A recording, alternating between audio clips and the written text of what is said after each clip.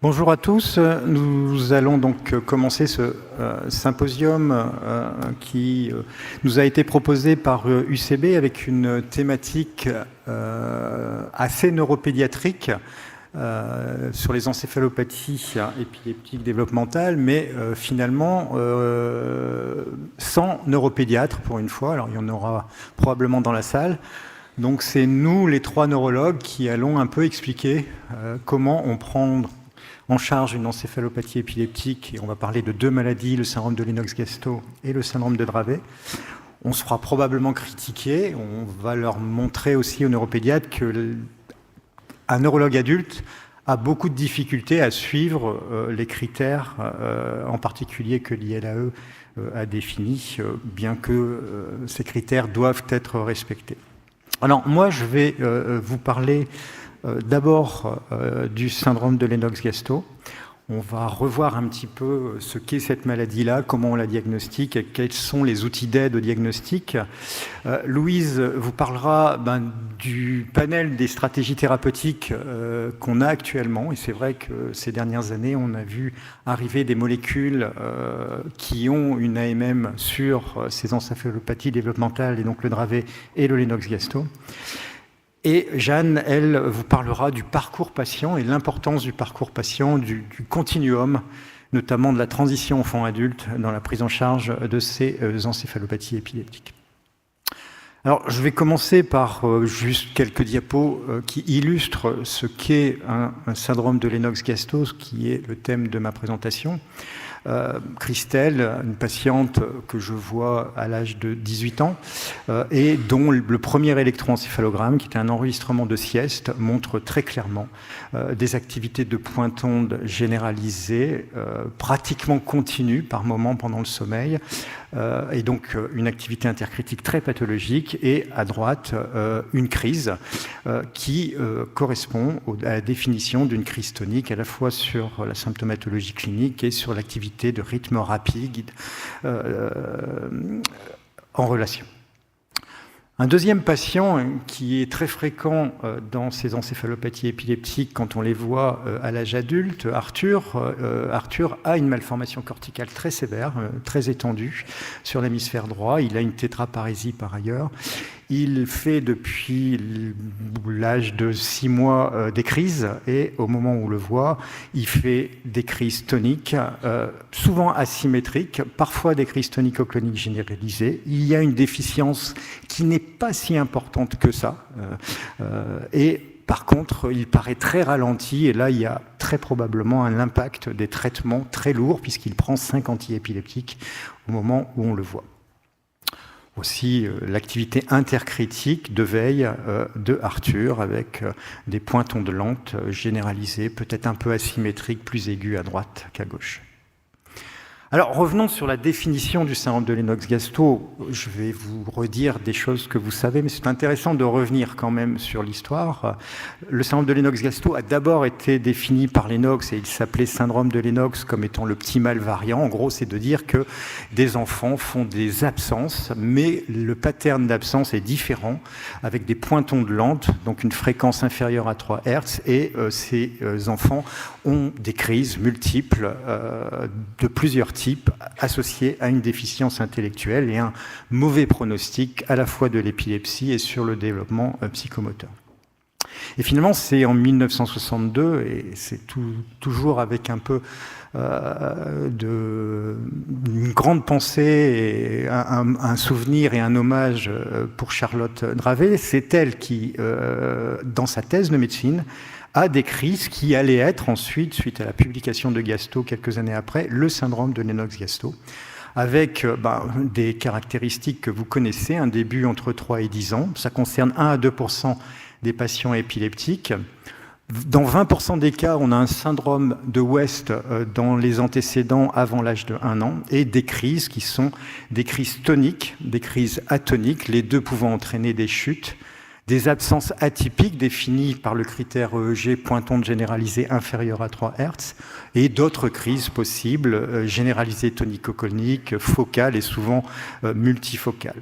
Tout ça étant associé à une déficience intellectuelle avec dégradation cognitive et aussi troubles du comportement.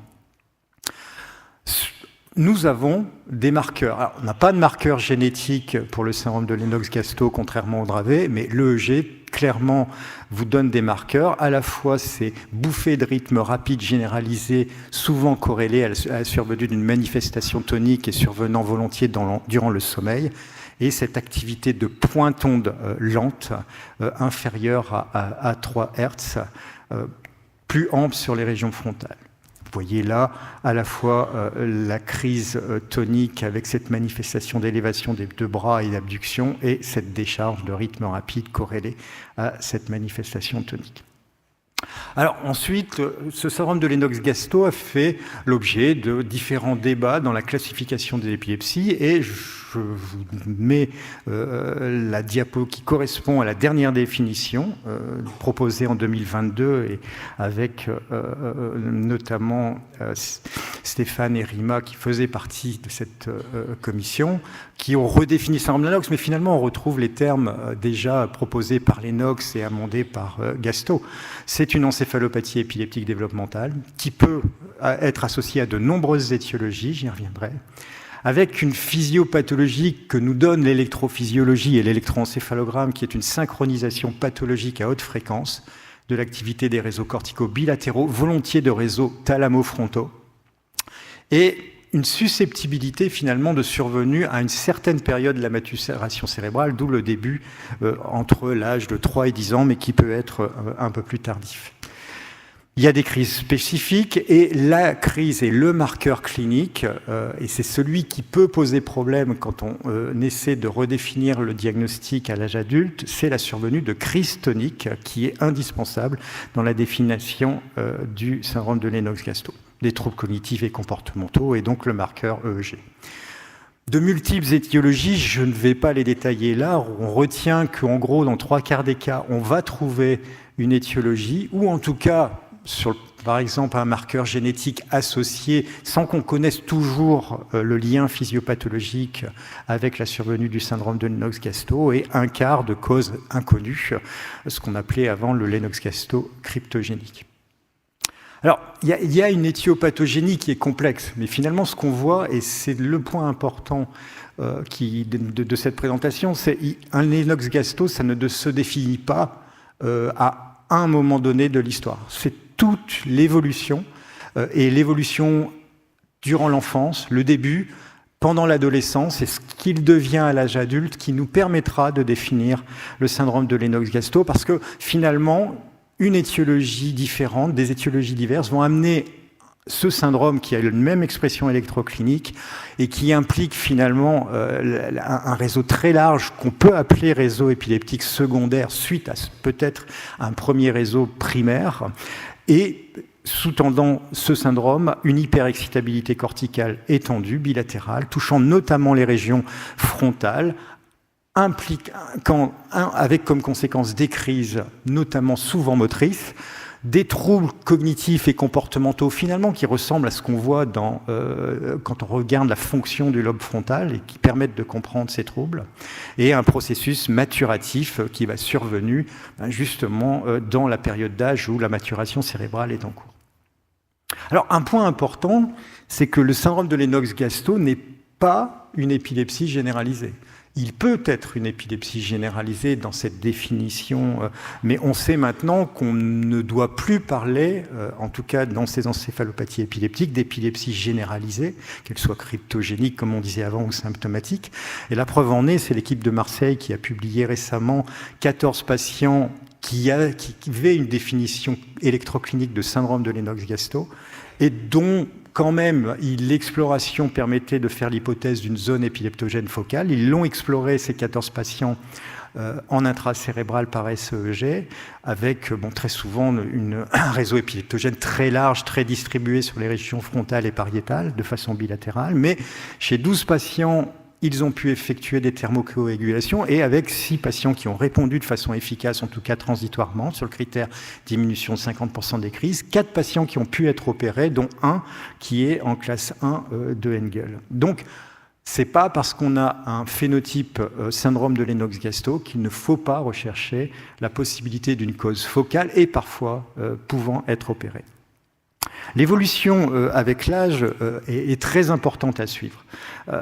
On sait que quand on fait le diagnostic de syndrome de Lennox-Gastaut durant l'évolution chez un enfant, le pronostic n'est pas bon et qu'il existe un déclin cognitif progressif observé chez près de 90% des patients qui définit ce terme encéphalopathie épileptique, avec la survenue de crises très fréquentes, voire d'états de mal récurrents qui vont participer très probablement à ce déclin cognitif progressif, d'où l'importance d'essayer de prévenir, de traiter ces crises et de façon préventive la survenue d'états de mal.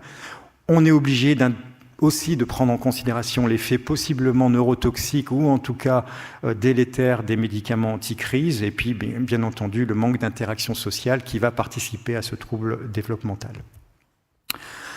Alors, tout ça pour dire qu'un syndrome de Lennox-Gastaut doit se définir, et c'est ce qu'on essaie de faire, nous, quand on les voit à l'âge adulte, dans son évolution temporelle.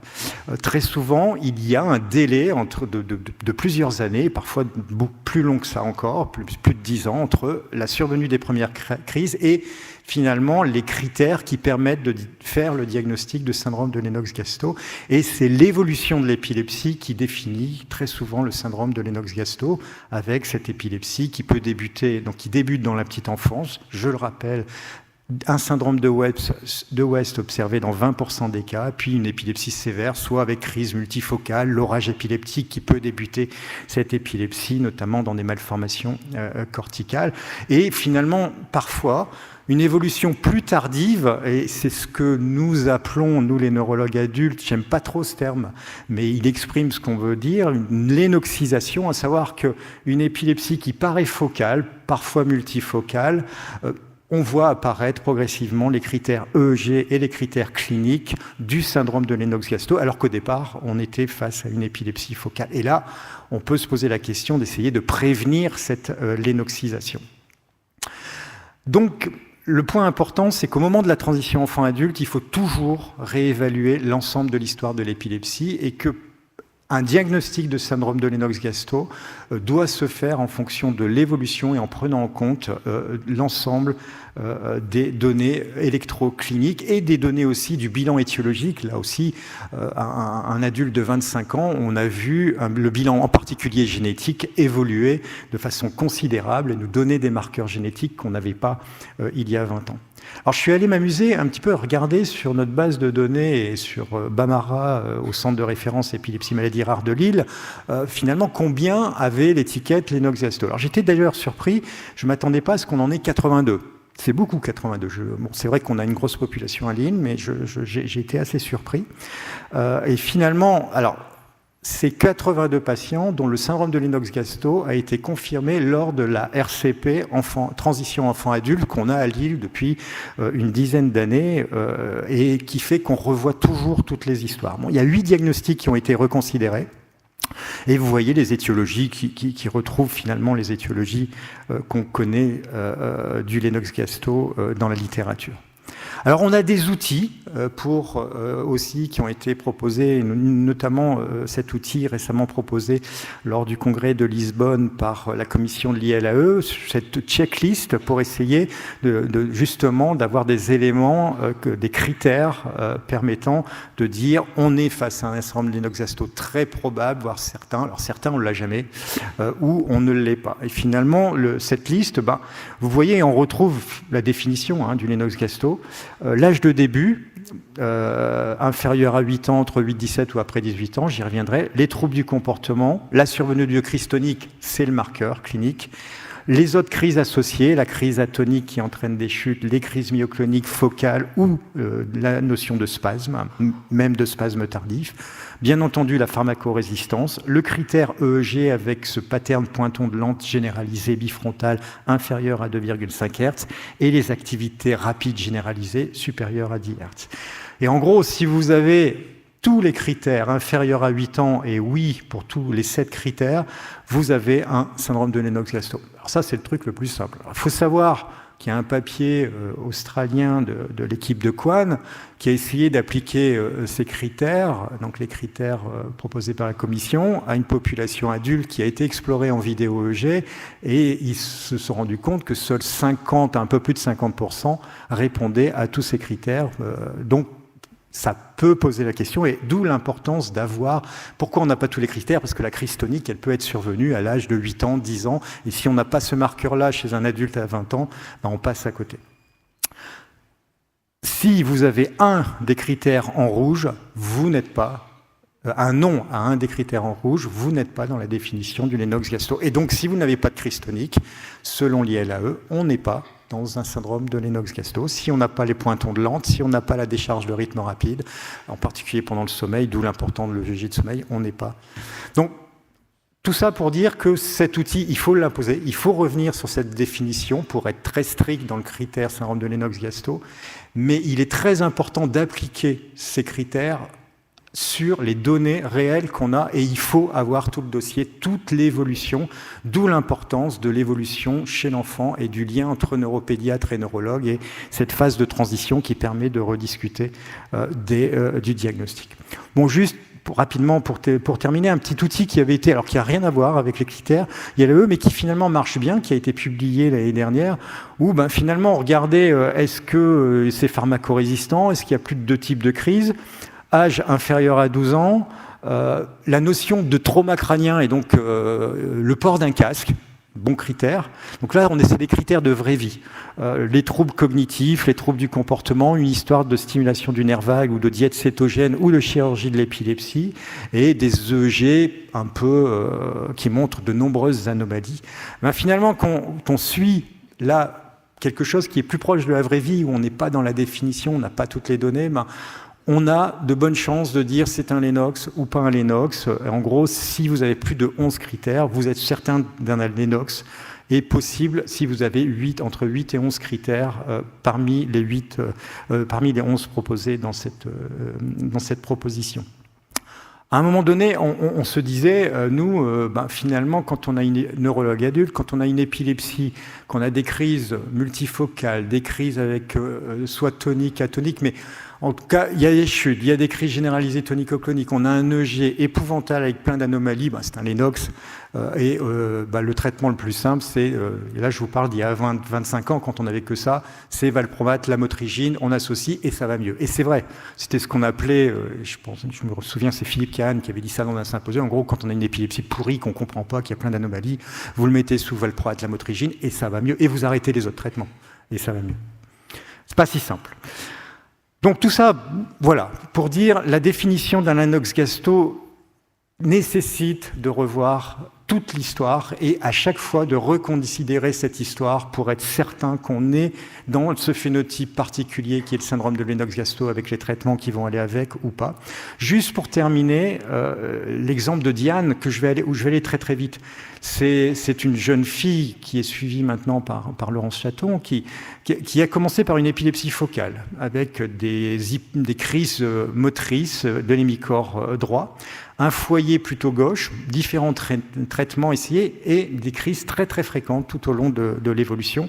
Et finalement, au moment de la transition enfant-adulte, elle est considérée comme une encéphalopathie épileptique, mais avec une conséquence d'épilepsie focale. Elle est traitée, puis à un moment donné, dans le EEG, on voit apparaître ça. Voilà, quand on a ce pattern-là, on a quand même très clairement une activité de pointonde rythmique assez rapide, on n'est pas si loin que ça que de 3 Hz, et ces décharges de rythme rapide, ces bouffées de rythme rapide qui correspondent à une manifestation tonique asymétrique chez elle. Lorsqu'on lui fait un enregistrement de sommeil, vous avez ça, et nous, quand on voit ça, on dit c'est un Lennox, ou c'est une Lennoxisation, comme je disais tout à l'heure. Et puis, c'est son dernier EEG, là, récent, où on voit bien qu'il y a des anomalies très généralisées, synchrones, bilatérales, et quand même ce foyer gauche qui existe depuis le début de son évolution. Bon. Le fait que la manifestation tonique est un peu asymétrique, il y a ce foyer gauche, même si on a ces anomalies généralisées, on revoit l'imagerie et finalement, on découvre une probable image de dysplasie focale. Alors, Est-ce que cette image va expliquer toute l'évolution ou pas? Mais en tout cas, c'est certain qu'il faut l'explorer, ce d'autant que le bilan étiologique est négatif chez cette patiente. Et enfin, et là je laisserai des points de suspension, toutes ces épilepsies qu'on va appeler non idiopathiques, mais pour lesquelles les critères Lennox-Gastaut ne sont pas rencontrés, où on a ces activités de polypointe, pointonde lente, une épilepsie pharmacorésistante, et ces bouffées de rythme recrutant avec une petite manifestation tonique, sans déficience intellectuelle, qui nous pose le problème d'élargir le spectre du syndrome de Lennox-Gastaut dans ces épilepsies qui ne rentrent pas dans la case des épilepsies classiques qu'on appelait idiopathiques. Voilà, en conclusion, surtout, toujours revisiter l'histoire du patient, suivre ce continuum et cette évolution qui va définir le syndrome de Lennox-Gastaut et permettre de donner accès au traitement dont va nous parler Louise. On fera les questions à la fin des 3 présentations, si vous le voulez bien.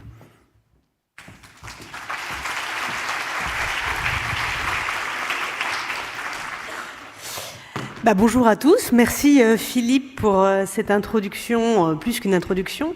Donc effectivement, on m'a laissé la lourde charge de vous parler un peu de l'évolution et surtout des nouveautés en réalité, des stratégies thérapeutiques dans le Dravet et le Lennox, dans les deux. Donc on étend un peu le spectre du topo là sur mon cadre.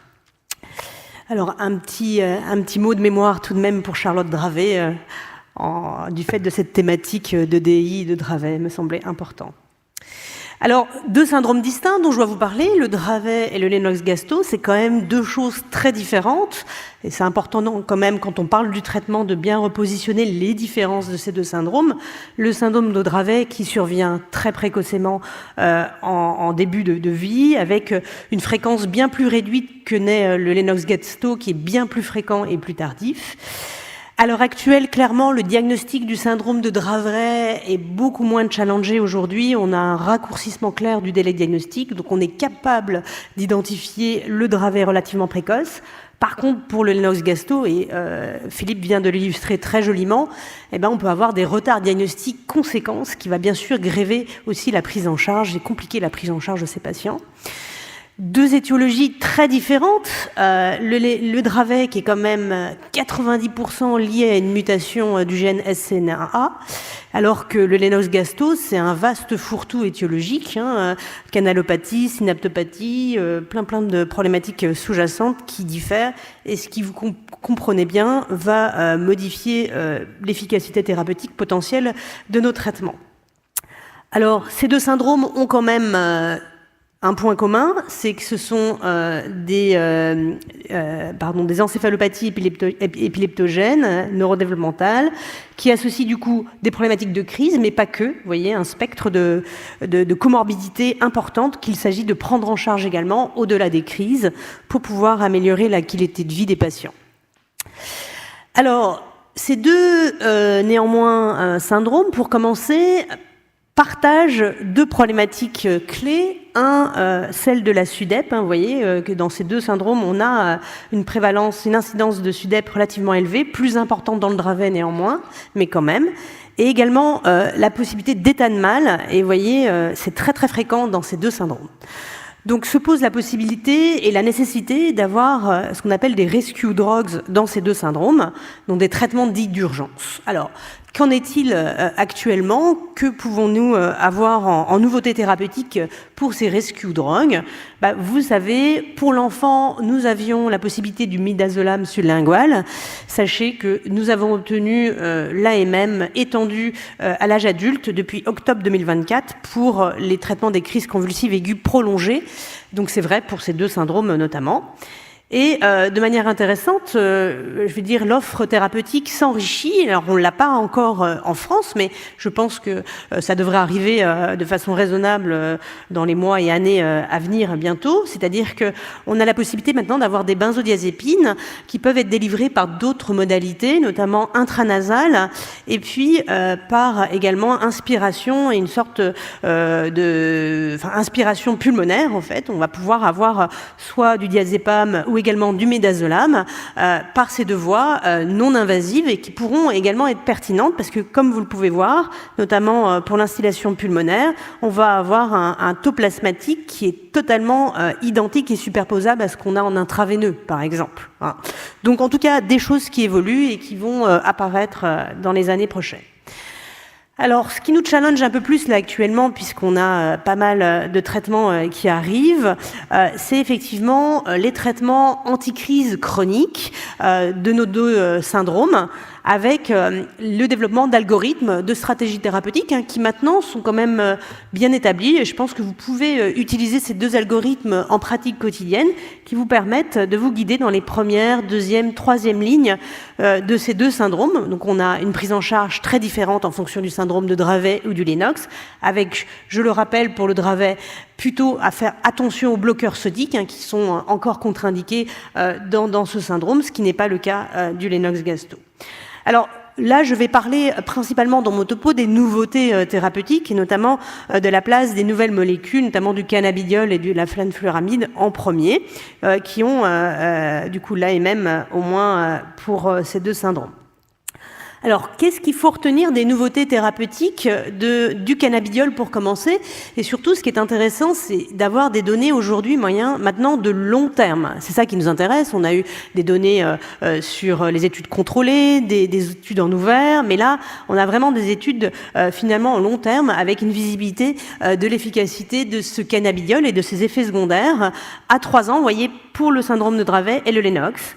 Alors, pour le syndrome de Dravet, vous voyez, dans cette cohorte de 315 patients, il est important là, ici, vous voyez, un petit peu plus de la moitié des patients qui avaient du clobazam associé. On va voir que ça, c'est un élément important. Et les patients sont privilégiés, principalement des enfants ici sur cette cohorte. On sait que sur le Dravet, les crises sont quand même un petit peu moins challengeantes chez l'adulte. On voit quand même un taux de répondeur qui est assez conséquent et qui se tient dans le temps autour de 70% et un taux libre de crise aussi qui est pas nul, autour de 11% sur 3 ans sur les crises convulsives. Et avec une impression globale d'amélioration de l'entourage qui est assez élevée, jusqu'à 85% d'amélioration, vous voyez, des patients qui ont une belle impression clinique, en tout cas, de l'entourage. Et ceci avec des effets secondaires non graves, principalement diarrhée et diminution d'appétit, que l'on connaît du cannabidiol. 9% ont quand même arrêté pour effets secondaires. Donc ça, c'est pour le syndrome de Dravet. Pour Lennox, pareil, population à peu près superposable, mais plus âgée, avec aussi du clobazam dans 50% des cas. On va avoir une efficacité un peu plus réduite. Ça, c'est vraiment quelque chose qu'on observe quasiment dans toutes les molécules.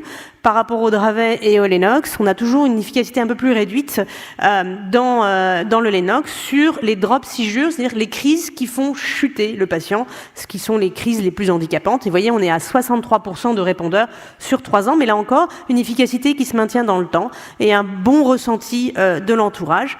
Un peu plus d'effets secondaires aussi, et probablement un taux de rétention un peu réduit. Alors on sait que le cannabidiol, en fait, il est plus intéressant en termes d'efficacité s'il est maintenant systématiquement associé au clobazam. Sachez que cette association est intéressante. Il y a vraiment un effet a priori synergique de ces deux molécules.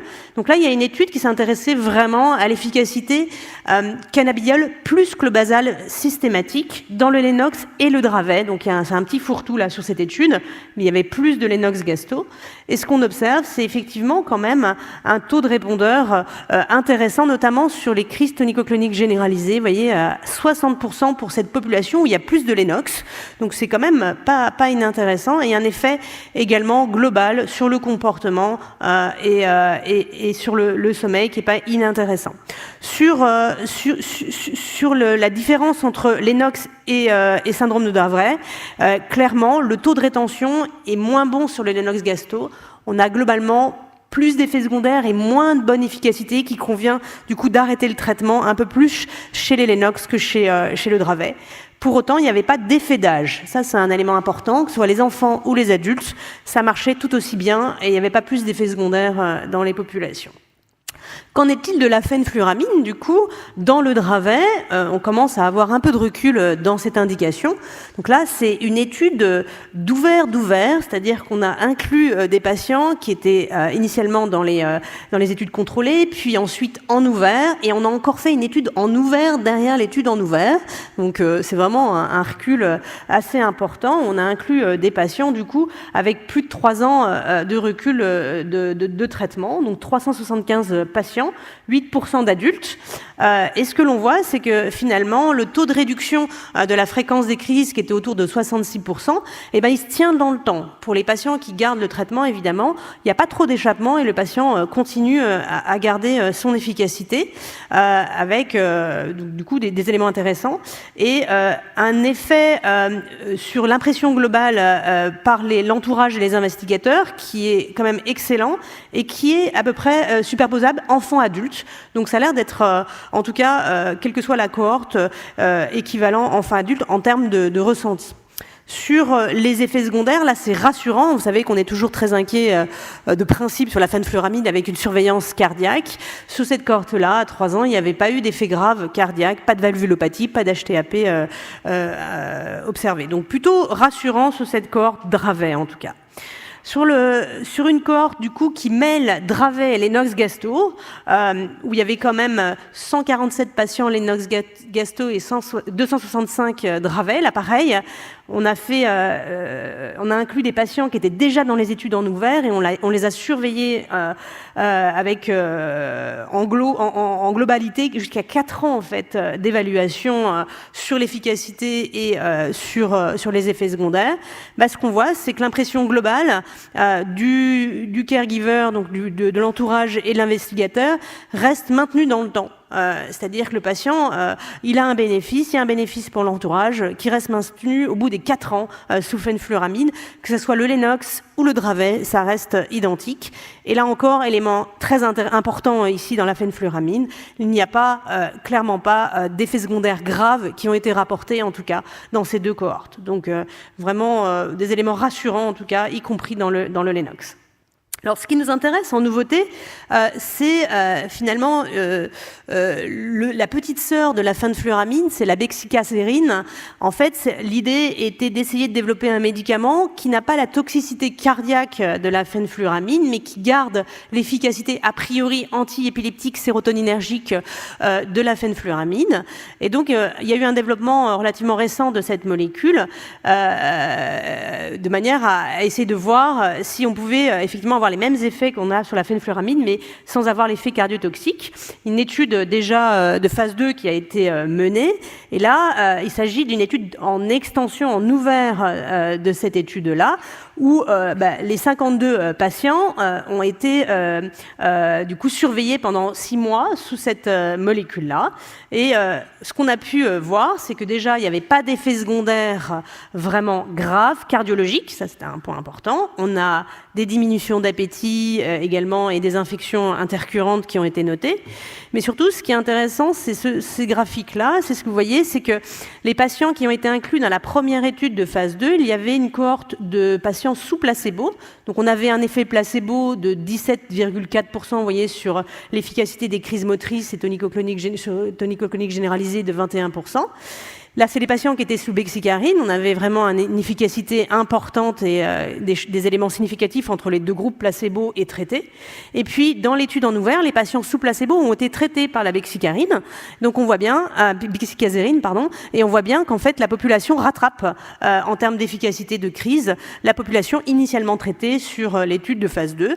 Donc, en tout cas, ça a l'air pertinent en termes d'efficacité à suivre.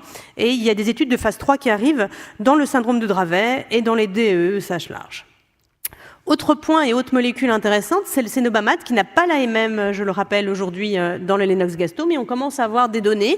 Là, ici, 2 études qui sont rapportées sur cénobamat et Lennox-Gastaut. Vous voyez là, ici, 16 patients, mais un suivi assez court de 4 mois simplement, où les patients étaient traités jusqu'à 300 mg. On a une efficacité intéressante sur le contrôle des crises, avec 31% de 0 crise à 4 mois, hein, je nuance tout de même.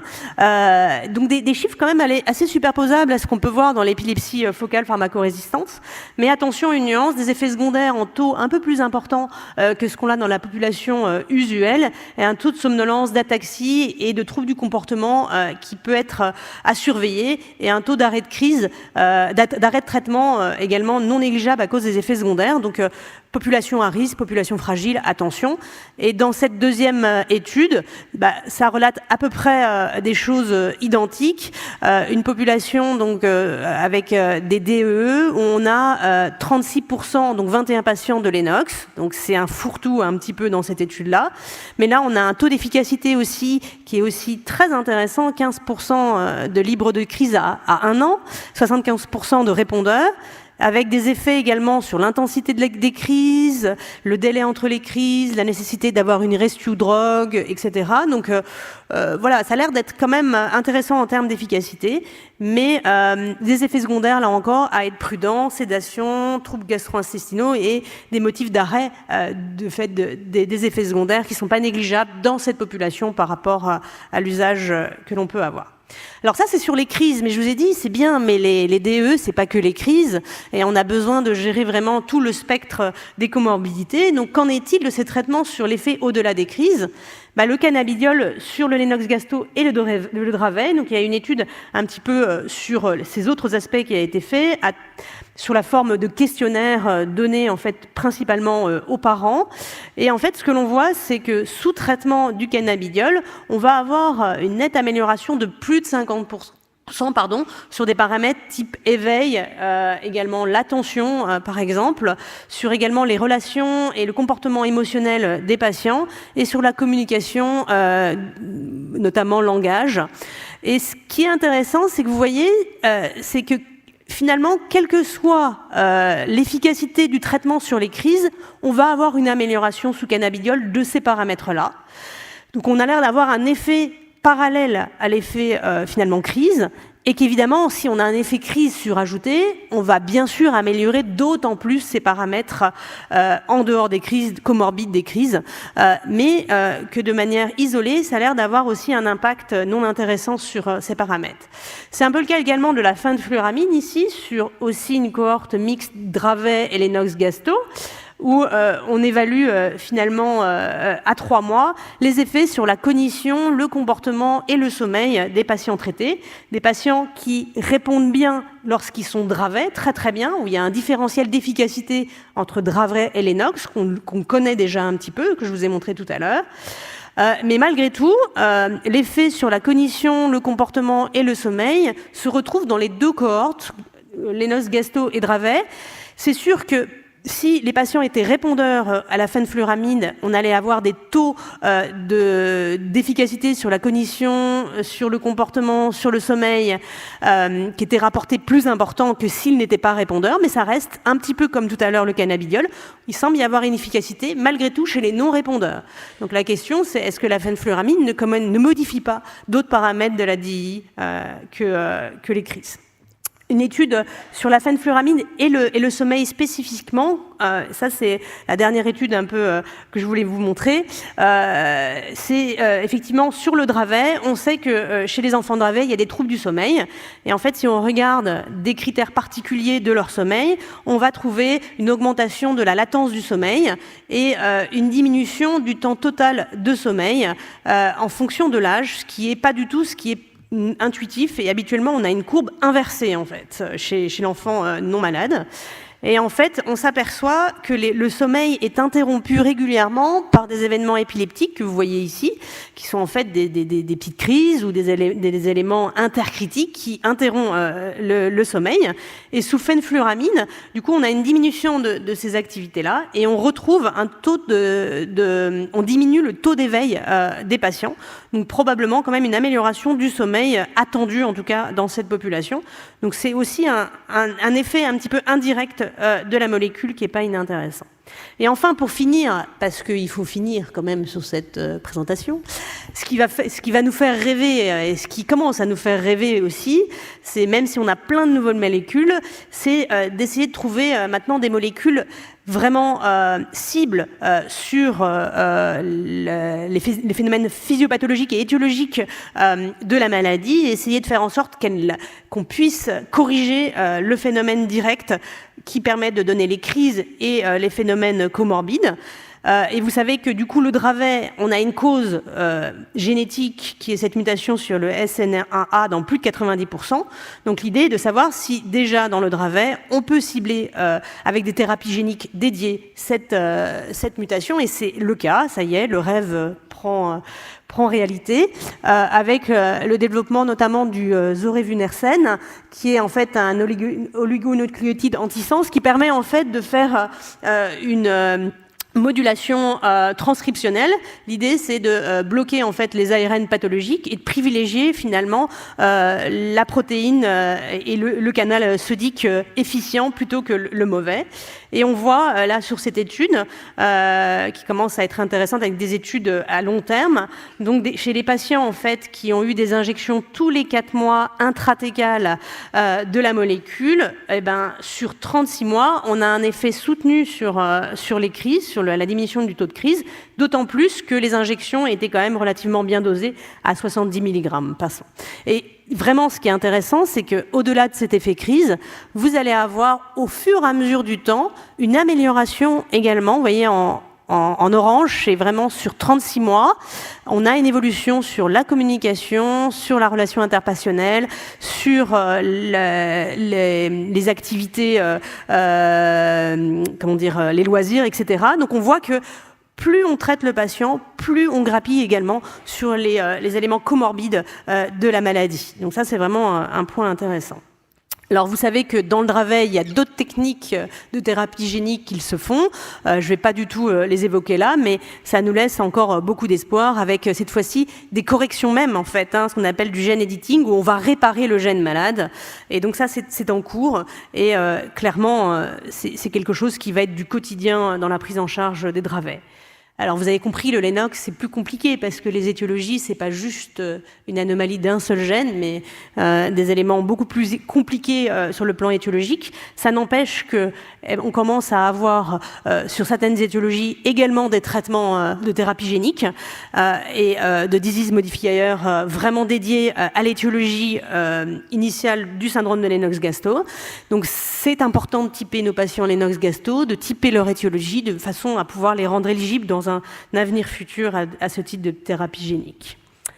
Donc voilà, j'espère que je vous ai convaincu de la dynamique de l'offre thérapeutique actuelle dans ce domaine, des thérapeutiques qui ont des impacts sur les crises, mais pas que, et qui sont intéressants chez l'enfant, mais également chez nos adultes. C'est un point important, et nous sommes très attachés avec les 2 neurologues qui sont assis à côté de nous. Probablement un intérêt à des traitements disease modifier à terme, avec l'intérêt de la précocité du traitement, évidemment, mais du coup l'importance d'avoir un diagnostic syndromique et étiologique étayé, notamment dans le Lennox. Probablement un intérêt à combiner aussi les thérapeutiques ensemble. Voilà, donc il faut organiser nos filières pour qu'on puisse répondre bientôt à toutes ces offres thérapeutiques et pouvoir traiter au mieux nos patients et les évaluer, nos patients, de façon à avoir le bénéfice à moyen et long terme. Voilà.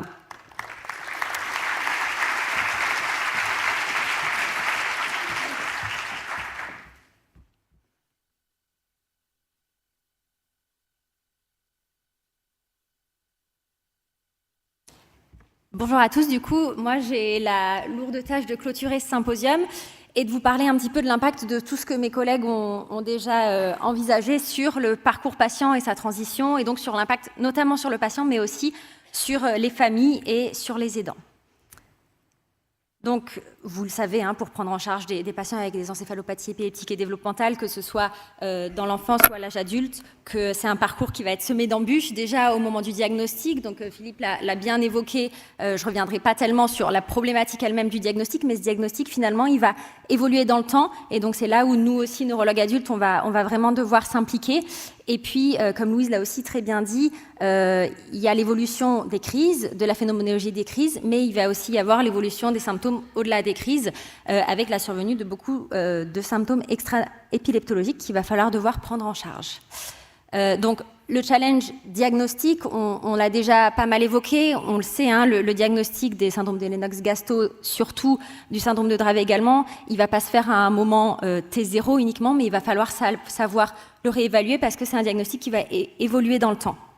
Ici, on a une étude de 58 patients qui ont un tableau d'encéphalopathie épileptique et développementale qui a débuté avant l'âge de 5 ans. Et on va voir l'évolution du diagnostic qui a été modifié finalement au cours de 2 ans, sur 2 ans environ, et qui va confluer pour une certaine partie d'entre ces patients vers un syndrome de Lennox-Gastaut et qui peut initialement avoir pris l'aspect de crise d'une épilepsie focale, d'une épilepsie généralisée, de syndrome de West, qui était déjà d'emblée diagnostiqué Lennox-Gastaut ou alors qui ne rentrait pas dans nos critères diagnostiques connus. Donc, finalement, il faut savoir réévaluer ces patients déjà à l'étape des neuropédiatres. Donc, il faut bien évidemment que les pédiatres, les neuropédiatres qui sont les principaux intervenants là-dedans soient bien évidemment bien au clair avec ces diagnostics, mais ça va aussi nous impliquer, nous, neurologues adultes, et au cours de la maladie du patient. Il va y avoir 2 implications principales. La première, ça va être, donc, on l'a déjà dit plusieurs fois, la nécessité d'évaluer ou de réévaluer le diagnostic de ces patients. Et puis, il va y avoir une autre implication à laquelle on est surtout, nous, confrontés, neurologues adultes, c'est l'accumulation, finalement, des données, et des données très hétérogènes, que ce soit sur le plan électrophysiologique, clinique, des essais thérapeutiques, de la génétique, de l'imagerie, qui va concerner un patient donné.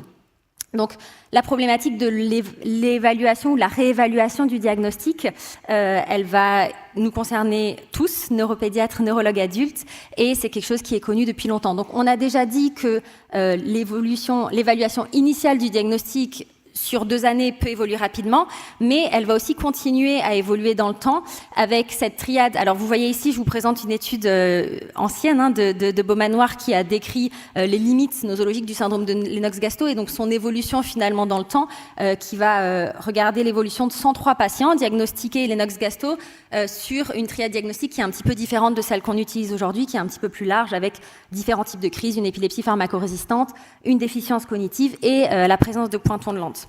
Finalement, chez ces 100 patients qui correspondaient à cette triade diagnostique, la plupart vont garder la persistance de cette triade au cours du temps, mais une certaine partie vont voir régresser certains signes de cette triade, et pourtant, il s'agira bien de patients qui ont un réel syndrome de Lennox-Gastaut, parfois même qui ont suivi le syndrome de West, comme on le décrit classiquement.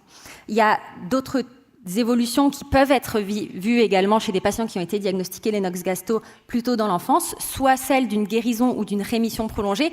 Donc en général, le diagnostic va être réévalué bien évidemment plutôt vers une épilepsie type généralisée idiopathique qui aurait pu être aggravée par exemple par une mauvaise prise en charge des mauvais traitements antiépileptiques, ou alors vers l'évolution vers un autre type de syndrome neurologique avec ou sans épilepsie associée, qui elle va plutôt être réévaluée du coup vers des tableaux de syndrome de Lennox-Gastaut secondaires, secondaires à des encéphalopathies néo ou postnatales.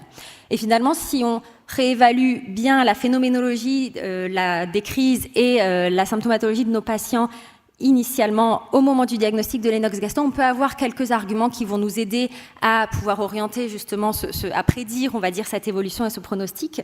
Dans les syndromes de Lennox-Gastaut primaires, les vrais syndromes de Lennox-Gastaut, on va retrouver davantage de crises toniques, des absences complexes, des états de mal-absence avec des crises toniques également, et puis des troubles intellectuels qui sont déjà présents au tout début du coup de ce syndrome de Lennox-Gastaut. Sur le plan électrophysiologique, on va retrouver notamment bien sûr les pointons de lente, mais également ces rythmes rapides à l'EEG. Tandis que dans les autres finalement catégories de patients qui vont évoluer en dehors du spectre du syndrome de Lennox-Gastaut, on va plutôt retrouver des pointons de lente à l'EEG sans ces rythmes rapides, un retard mental qui ne va pas forcément être présent dès le début et des absences avec des signes atoniques.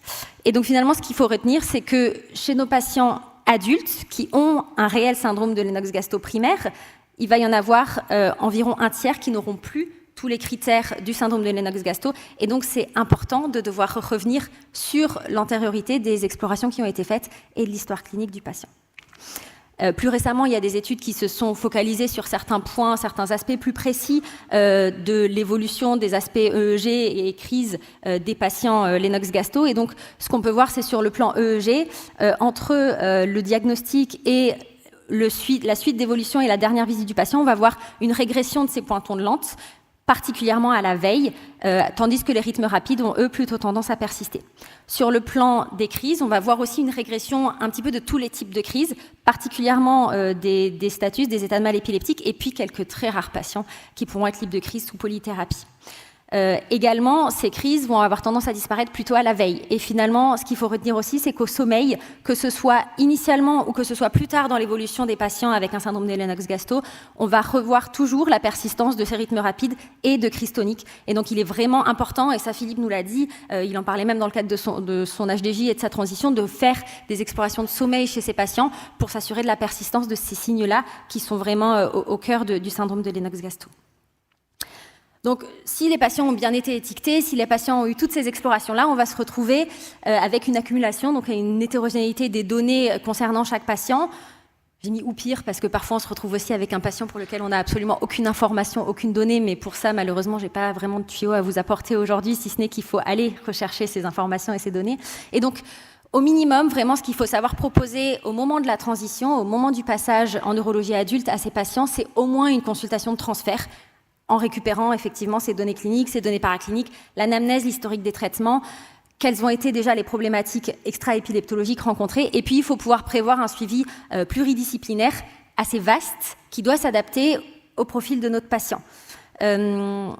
Il y a eu une enquête qui a été faite chez des aidants de patients avec encéphalopathie épileptique et développementale, patients entre 1 et 44 ans, et il a été décrit que chaque patient avait en moyenne un suivi régulier par au moins 6 soignants. Donc ça veut dire que ce transfert et ces consultations pluridisciplinaires, il faut vraiment les mettre en place assez rapidement pour éviter que le patient ne soit plus pris en charge sur certains aspects de sa maladie qui, vous le savez, s'étend bien au-delà des crises.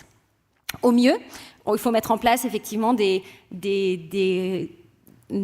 endroits vraiment qui sont là pour la transition. Donc Philippe nous parlait des hospitalisations de jour et de la RCP transition. Là, je vous présente ce qu'ils ont mis en place à Marseille il y a quelques années, qui est l'appart. C'est un espace transition qui va bien évidemment se terminer par la consultation de transfert, mais qui va débuter bien en amont, dès l'âge de 13-14 ans pour les patients, notamment avec une encéphalopathie épileptique et développementale, mais aussi avec d'autres pathologies chroniques, et qui va également permettre de mettre en place de l'éducation thérapeutique, de l'éducation physique adaptée, des bilans de compétences, des réorientations professionnelles, des orientations sur le plan médico-social, et qui va prendre en charge non seulement le patient, mais aussi sa famille, mais aussi ses aidants qui peuvent venir effectivement dans cet espace transition qu'est l'appart pour poser les questions et pour apprendre aux patients à devenir autonomes. En pratique, on n'y est pas du tout. On est même assez loin des consultations de transfert pour chaque patient avec une DEE. Dans une enquête de 134 aidants de patients avec DEE, donc toujours la même, patients entre 1 et 44 ans, il y a quasiment la moitié des patients qui avaient plus de 18 ans, qui n'avaient pas de suivi en neurologie adulte et qui n'avaient pas de possibilité d'avoir un suivi en neurologie adulte. Donc, on a encore pas mal de travail à faire à ce niveau-là. Dans les gros CHU, en général, c'est réalisé, mais dans les plus petites structures, c'est souvent difficile. Donc, on a parlé de l'étape du diagnostic difficile qui va évoluer. On a parlé de l'étape et de l'obstacle du dossier médical qui est parfois fragmenté et donc d'un parcours de soins qui va être chaotique. Une fois que le patient il est arrivé chez les neurologues adultes, une fois qu'on essaye de les prendre en charge, il faut savoir anticiper la suite. Il faut savoir anticiper l'évolution parce que, comme on vous l'a dit, l'épilepsie va évoluer et les symptômes au-delà des crises vont également évoluer et c'est important de le prévenir. On ne peut pas aujourd'hui, on n'a pas encore les moyens de le faire, mais on espère que ça va arriver. Mais en tout cas, de l'anticiper, de l'expliquer aux aidants pour pas qu'ils se retrouvent dans des situations qui étaient tout à fait inattendues et un passage aux urgences pour des problèmes comportementaux, pour des problèmes de sommeil qui s'enquistent depuis des années. C'est vraiment des choses qu'il va falloir savoir essayer d'évaluer le plus tôt possible. Donc, comment est-ce que différents types de DE vont évoluer ? Donc, il va y avoir bien sûr une modification des crises. Dans le syndrome de Lennox-Gastaut, je vous l'ai déjà dit, je ne vais pas revenir dessus, mais il va y avoir aussi en général l'aggravation des problématiques extra-épileptologiques avec l'aggravation des troubles du comportement, l'aggravation des troubles du sommeil, des troubles du spectre autistique. Et dans le syndrome de Dravet également, on va avoir tendance à avoir un petit peu moins de crises, un petit peu moins de clusters, un petit peu moins d'états de mal, parfois plus de crises nocturnes, et puis moins de sensibilité à la fièvre aussi, qui est le marqueur clé pour les neuropédiatres, mais par contre l'apparition de symptômes extra-épileptaux et notamment de troubles de l'équilibre, d'un syndrome parkinsonien qu'il faut savoir anticiper. Si on ne peut pas le prévenir, au moins savoir le prendre en charge de manière assez précoce. La problématique des transitions difficiles, c'est que c'est souvent, on est à des âges du coup où le patient, il va grandir, il va devenir adulte, il va prendre du poids, il va prendre de la masse, les chutes vont être parfois inattendues, et il faut vraiment essayer d'éviter tout ça pour éviter les passages aux urgences intempestives de ces patients.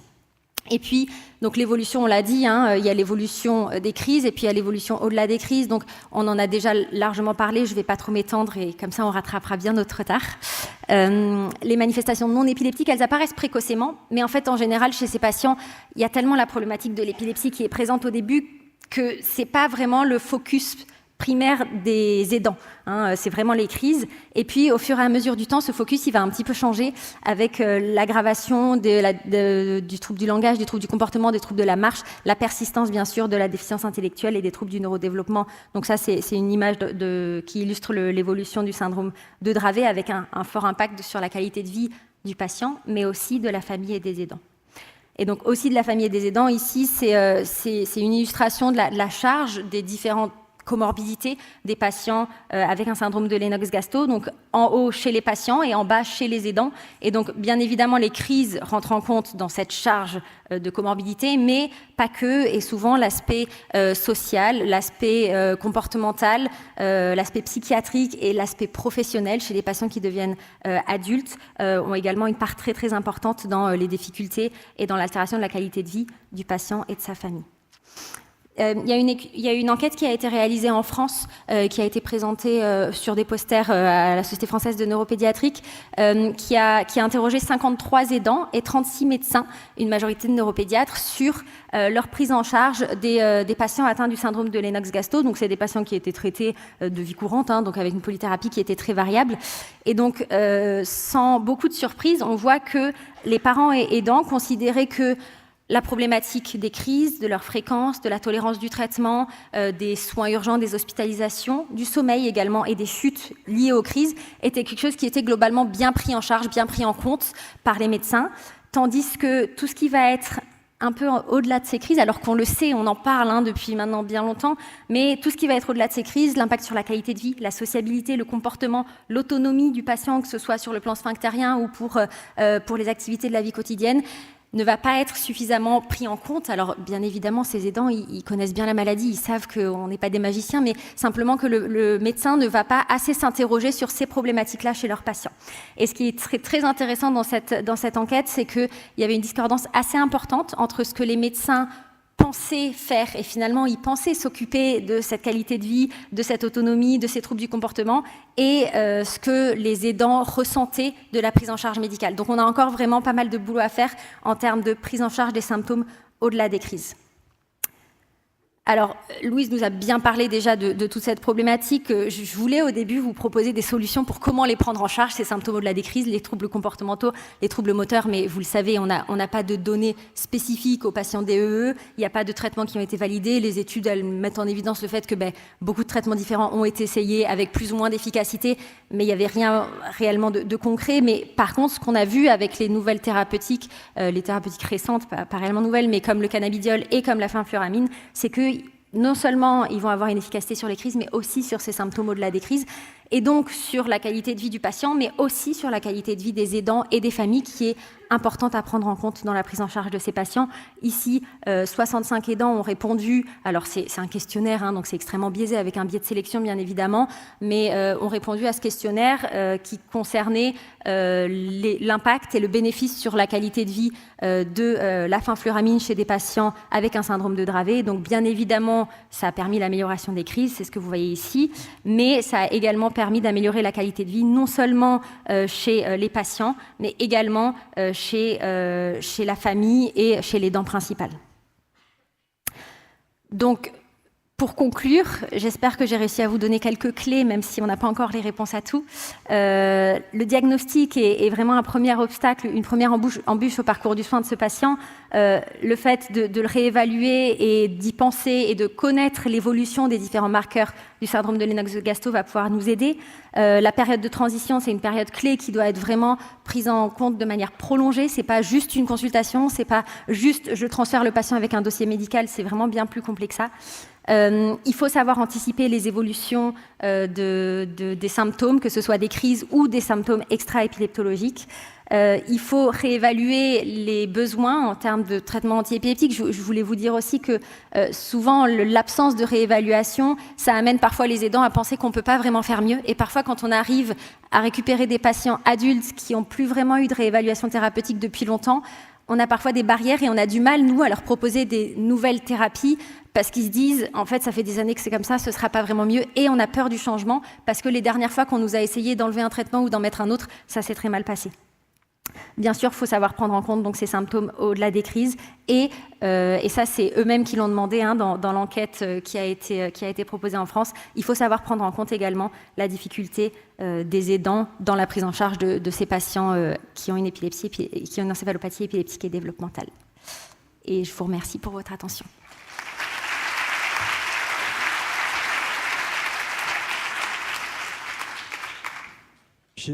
On m'entend ? Oui. On n'a plus de temps pour de questions. Je pense que les trois présentations ont vraiment brossé. Nous, on est à votre disposition pour discuter toute la journée et demain pendant les JFE sur le sujet. S'il y a quelqu'un qui a une question, une seule question indispensable ou une réflexion indispensable, je lui donne 30 secondes. C'est rapide, hein. C'est juste le passage d'ouest vers le Dravet, et pas le Dravet, sur le Nox. Le passage entre ouest, parce qu'à l'âge de 3 ans, on a pas mal d'ouest qui est converti peut-être vers le Nox. Et l'inverse, on trouve sur le Nox des gens qui ont déjà la présence des ouest. Est-ce qu'il y a une explication physiopathologique ou un... C'est pas une question à laquelle je peux répondre en quelques secondes. Donc, je vais pas y répondre, on peut en discuter. Mais il faut toujours suivre une évolution. Donc, je préfère pas répondre, parce que je vais pas bien répondre. Merci.